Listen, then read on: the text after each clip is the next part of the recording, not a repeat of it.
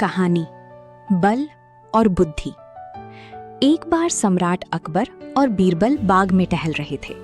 अकबर के मन में एक विचार आया और उन्होंने बीरबल से पूछा, बीरबल, क्या तुम बता सकते हो कि बल और बुद्धि में से कौन अधिक शक्तिशाली है? बीरबल ने मुस्कुराते हुए उत्तर महाराज, दिया, निस्संदेह बुद्धि ही बल से अधिक शक्तिशाली होती है।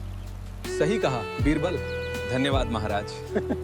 लेकिन बीरबल, यदि किसी के पास अपार शारीरिक शक्ति हो तो वो अपनी बुद्धि का उपयोग करने वाले व्यक्ति को आसानी से हरा सकता है। नहीं महाराज, बुद्धि हमेशा बल से श्रेष्ठ होती है। बीरबल ने कहा, वक्त आने पर मैं इसे सिद्ध कर दूंगा हुजूर। कुछ दिनों बाद अकबर और बीरबल एक जंगल से गुजर रहे थे। तभी अचानक एक पागल हाथी उनकी ओर दौड़ता हुआ आया। हाथी बहुत विशाल और क्रोधित था।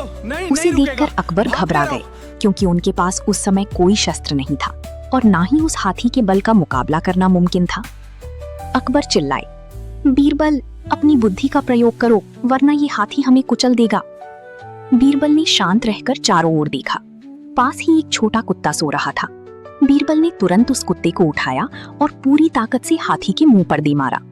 अचानक हुए इस हमले से हाथी घबरा गया। कुत्ते ने भी डर की मारी हाथी की सूंड पर पंजा मारना शुरू कर दिया। हाथी इस अजीबोगरीब हमले से इतना डर गया कि वो उल्टे पांव मुड़कर भाग गया। अकबर की जान में जान आई।